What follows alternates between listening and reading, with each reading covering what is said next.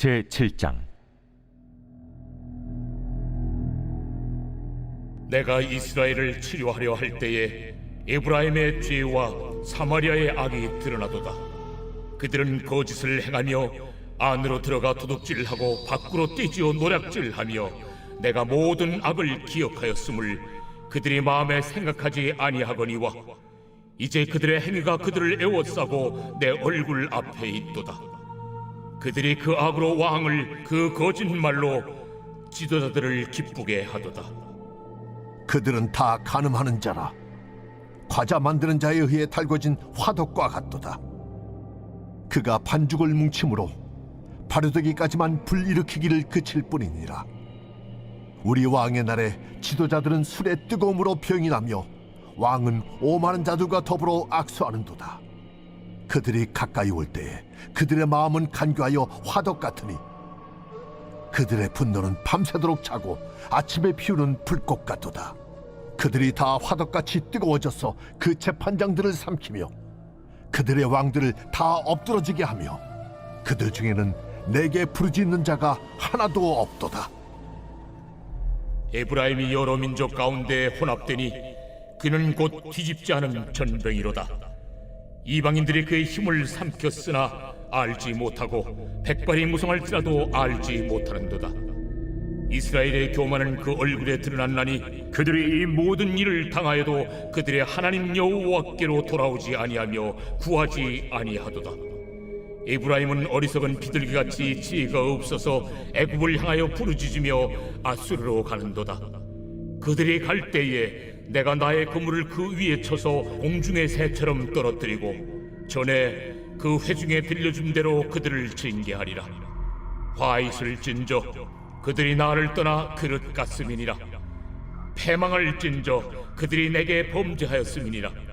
내가 그들을 건져주려 하나 그들이 나를 거슬러 거짓을 말하고 성심으로 나를 부르지 아니하였으며 오직 침상에서 슬피 부르짖으며 곡식과 새 포도주로 말미암아 모이며 나를 거역하는도다. 내가 그들 팔을 연습시켜 힘있게 하였으나 그들은 내게 대하여 악을 꾀하는도다. 그들은 돌아오나 높으신 자에게로 돌아오지 아니하니 속이는 활과 같으며 그들의 지도자들은 그 혀의 거친 말로 말미암아 칼에 엎드러지리니 이것이 애굽 땅에서 조롱거리가 되리라.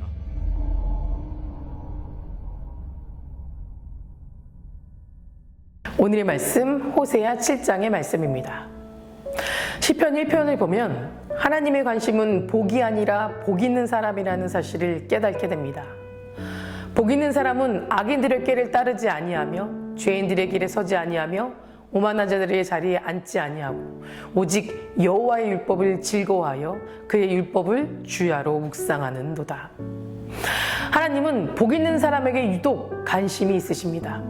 또한 반대편에 서 있는 사람에게도 관심이 있으십니다. 시편 기자는 악을 행하지 말고 죄를 범하지 말고 오만하게 굴지 말라고 말할 수 있었으나 굳이 다르게 표현하고 있습니다.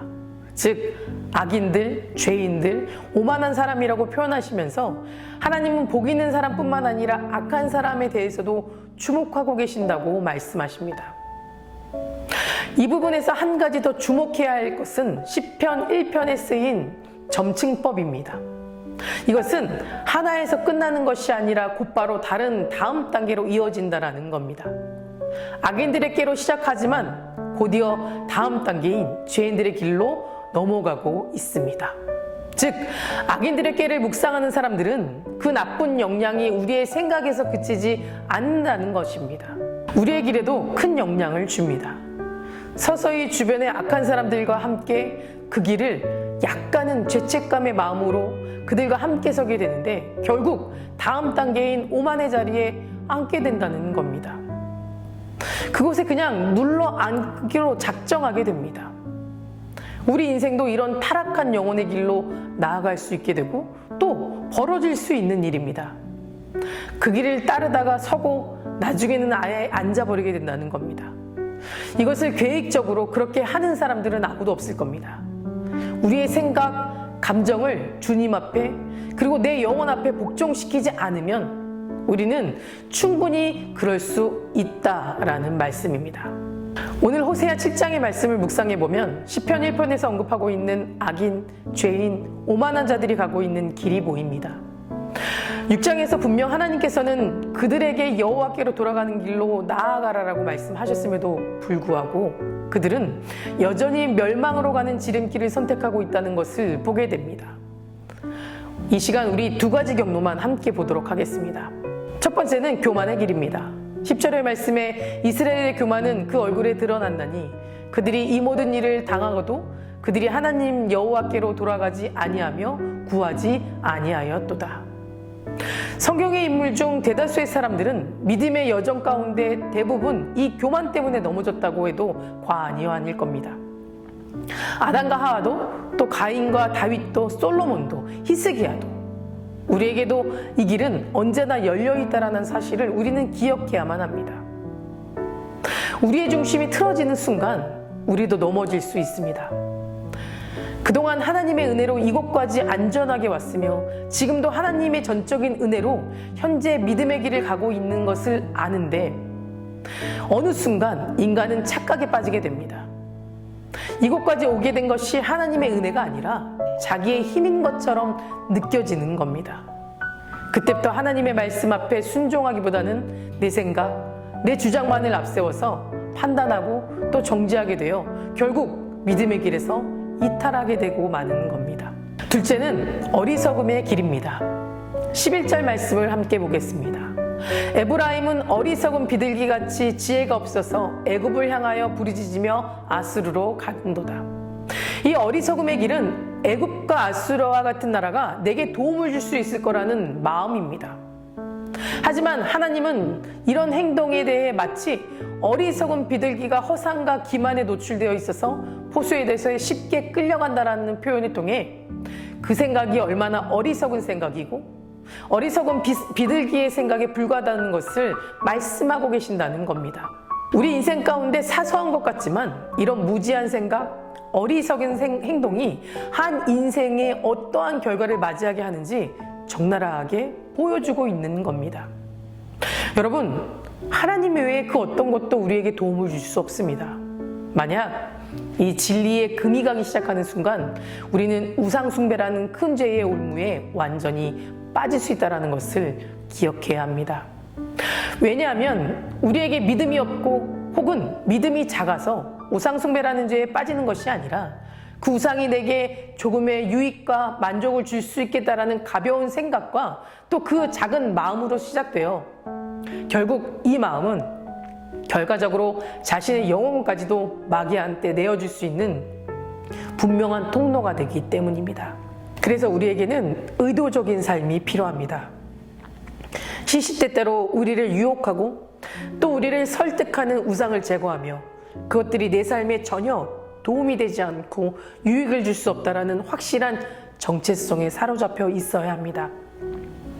이 정체성에 금이 가는 순간 우리는 헛된 우상에게 마음 한 부분을 떼어서 드리게 되는데 그 한 부분 때문에 영원한 유익, 영적인 유익을 얻지 못하게 되는 어리석은 삶을 살게 된다는 겁니다. 사랑하는 성도 여러분, 하나님은 여러분을 복된 사람으로 부르셨습니다. 복된 사람이 가야 할 길은 언제나 그분이 계시는 곳입니다. 그분이 주시는 힘으로만 내 자양분으로 삼고 그분이 주시는 능력으로 살아가는 거룩한 길입니다. 반대로 악인들은 하나님이 들어설 곳이 전혀 없는 멸망의 길로, 그 길은 언제나 교만의 길, 또 어리석음의 길이라는 사실을 기억하시는 저와 여러분 되시기를 주님의 이름으로 축복합니다. 다 같이 기도하시겠습니다. 오늘은 화요일입니다. 화요일의 공동기도 제목은 코로나의 종식을 위해서 함께 기도하시겠습니다. 예배와 일상이 회복될 수 있도록 기도해 주시고 코로나부터 성도님들의 건강을 지켜달라고 함께 기도해 주시기 바랍니다. 자비로우신 하나님 아버지, 이 새벽 주님의 부르심에 나아옵니다. 자격 없는 죄인이지만 조건 없는 하나님의 사랑을 받고 있음에 더욱 감사드립니다. 우리가 교만하고 어리석은 길로 들어서지 않게 붙잡아 주시고 여호와를 가까이 하는 삶을 통해 하나님의 은혜를 충만하게 채울 수 있도록 도와주시옵소서. 시시때때로 우리를 유혹하는 것들 앞에서 하나님의 말씀으로 승리할 수 있도록 하나님을 가까이 하는 의도적인 삶을 살아가도록 인도하여 주시옵소서. 특별히 코로나가 완전히 종식되어 예배와 일상이 온전히 회복되게 하시며 또 교회와 성도들의 삶이 끝까지 지켜주실 줄 믿습니다. 더욱 하나님 말씀을 붙잡고 예배하는 믿음의 성도들 될 수 있도록 우리의 믿음 또한 회복시켜 주시옵소서. 담임 목사님 말씀 선포하실 때 먼저 은혜로 가득 채워주시고 선포되는 말씀을 듣는 모든 성도님들이 마음이 열리고 그 말씀을 붙잡는 귀한 역사가 일어나게 하여 주시옵소서. 다음 세대 아이들의 믿음을 지켜주실 줄 믿습니다. 가정마다 아이들을 위해 기도하고 또 함께 예배할 수 있게 믿음의 가정으로 세워주시옵소서. 암으로 치유받고 있는 박재순 권사님, 유윤영 권사님, 김정수 집사님, 오이미 성도, 박서연 청년, 유경미 청년 깨끗이 치유해 주시고 끝까지 소망을 붙잡을 수 있도록 지켜주시옵소서. 투석 중인 성도님들 또 사고로 입원 중인 성도님들 힘을 더해주시고 우울증 공황장애 불면증 겪고 있는 성도님들에게는 담대한 마음과 평안함을 허락하여 주시옵소서. 새벽마다 1000번째 드리며 간구한 기도 제목에 응답하여 주실지 믿사오며 이 모든 말씀 예수 그리스도 이름으로 간절히 기도드립니다. 아멘.